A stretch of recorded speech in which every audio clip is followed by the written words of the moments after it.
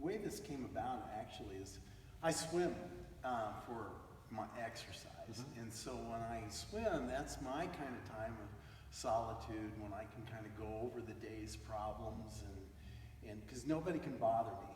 And swimming is that activity that I can do where I actually get more oxygen in my brain when I can solve problems and thinking about things without other outside interference. And at the time, I was actually preparing for a training presentation. And I read this thing in Harvard Business Review, which I read occasionally, and kind of a nerd that way, and how we get, it was called How Feedback Fails People. How feedback fails.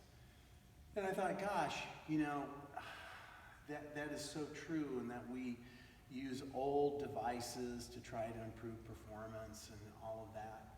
Well, the other part of me is I love to play music, and I'm not trained in playing music. I always had a piano growing up as a child, but I can't read a note. So I don't sell myself as a pianist. I mean, for people that know music, if they heard me for very long, they'd say, okay, so what else do you know? But I know enough to be able, I played actually for many years in a rock and roll band, and we started to get into rhythm and blues and jazz. But so mixing those two things together, swimming and music, I came up with this idea that music sometimes is a reflection of life. That the reason why we as humans like music is because it appeals to our feelings, to our senses. Otherwise, it would mean nothing to us.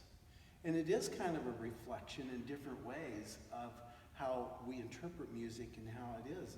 And as I was thinking about that, and as I was preparing for this leadership training, I was thinking about my career and what the current problems that I had when I was swimming and trying to solve these problems, and that we're all different human beings.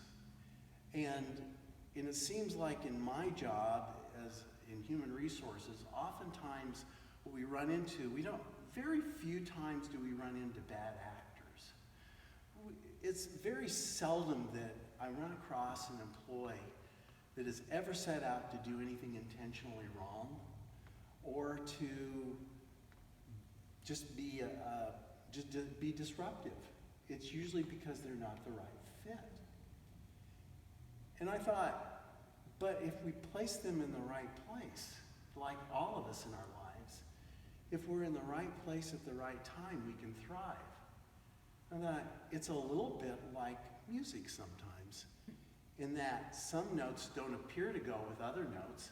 And I thought about the song by Paul Simon called Frank Lloyd Wright. Maybe you're familiar with it. It's a song that I learned on the guitar when I was in college. And it's a simple tune. And if you played it in the major chords, and it's pretty simple song. And so it's so Frank Lloyd Wright, all the night we harnessed till dawn. I'm not a good singing voice, but that's how it goes. One of the things. And so I thought, when I was doing this leadership training, I was thinking, in work groups and the way consultants come and tell us how to do things, they say, gosh, you should have a script. There's certain ways you should say things when you're talking to people. And yet it doesn't seem real or authentic.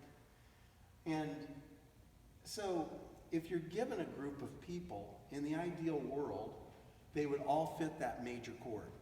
They would all be. Okay, all of you fit in that chord. And so as long as we have all of you in playing those notes, we're fine. We're going to be just fine. But then I called this thing Listen for the Ninth, because in music, anybody that knows anything about music, and if I know it, everybody knows it, because I'm not really a classically trained musician, but you have this note called the ninth. And we all know there's eight notes in an octave. So where does the ninth come in?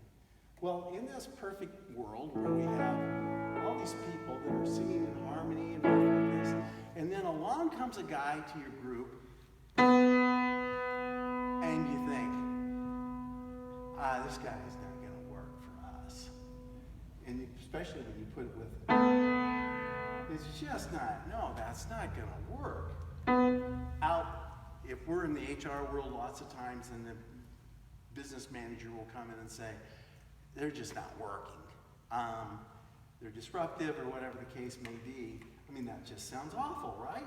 You have this beautiful chord, and this guy comes in, and they're coming in, and they're just disrupting the whole thing. On top of that, in the real world too, we might have somebody that comes in with yet another different note. Oh, that's not going to work either. So I got these two characters that are a work group. I got one that's a B and one that's an A flat in the perfect A chord. In the work group, that just isn't going to work, we think. But you know, again, music can be a reflection of life and the way it is. And in life, things aren't perfect.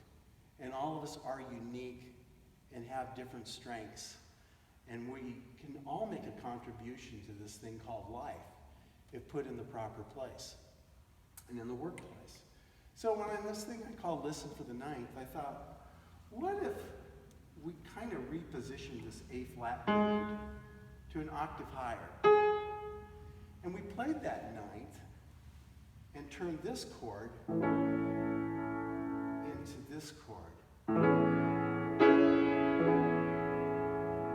And it turns this simple song of so long, rain white, white, we turn into so long, rain white, all of the night,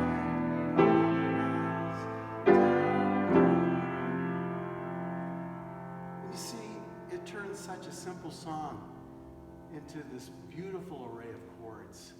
We played the ninths and the sevenths and those A flats that didn't sound like they belonged there. We just repositioned them.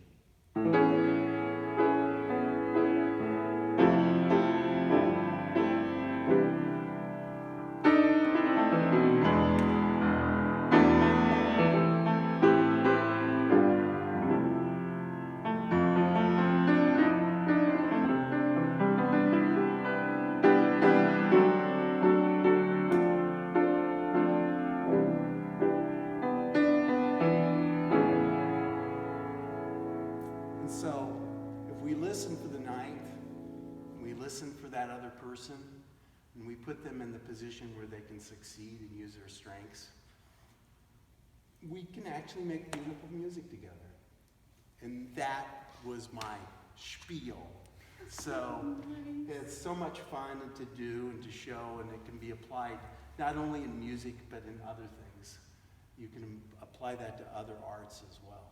So, I think the analogy works so well in the context of HR and managing an organization, but I think it has a larger implication as well. There's so much dissonance in our society today, right? Yes. There's so much fighting and polarization and dissonance, and the reality is it doesn't need to be that way. correct. That if we are able to tune our ears to hear the dissonance in a way that can make beautiful music, then we don't need to be at odds with one another. One thing that you said that really resonated with me as an HR professional, but I think works well in society, is starting from a place of believing people don't have bad intentions. Correct. Nobody sets out to screw up an organization or to be a jerk or to further exacerbate a situation. They set out to do the best they can. Oftentimes we're not hearing them in the right place in the chord. Yeah. Right? And so I think in the context of HR and organization that works, but I think that works more broadly in how we relate with people in society. And my hope is always that the church could have a positive role in that, where we can help people find their place in the chord so that it makes beautiful music, right? Right. The Apostle Paul talks about different gifts that people bring to faith and to their community. And he says there's teachers, and there's apostles, and there's preachers, and there's prophets, and each of us bring these different gifts, and it's a matter of how do we tune those gifts together in a way that we can make beautiful music. Gosh, right? beautifully said. Yeah. And I totally agree with that. I think that if we did listen to others, listen for that ninth, appreciate those differences, and start from there with no malice intended, Yeah. that we would be so much better off. Yeah, I think that's what we're facing right now. Starting from that space of grace, Mm-hmm. of recognizing that somebody has good intentions and not assuming the worst. And it's the other thing too.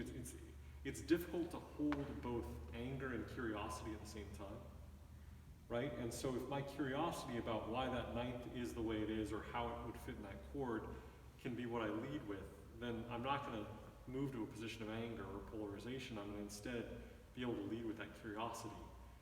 And that same curiosity is what brought you to the piano, to realize, hey, that ninth would fit in if we just move it here and if we shift this here.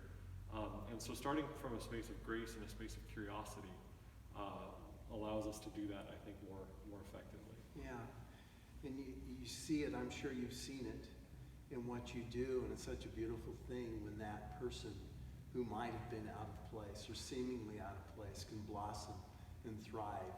Find their place in the chord. And find their place. Yeah. And I've had some wonderful opportunities to see that in the workplace when it can happen. So one of my missions has always been to make the workplace better. But I think one way we do that is starting from that position. Yeah. And if we hire the right people, but also put the people in the right spot, it's so much easier. Yeah. So, yeah, I appreciate that, and I think it has application way beyond the workplace. Far beyond the workplace, and I think it's desperately needed in this time and place 100% in our society. agree. So, Yeah. thank you for that. Yeah, thank you. It was fun.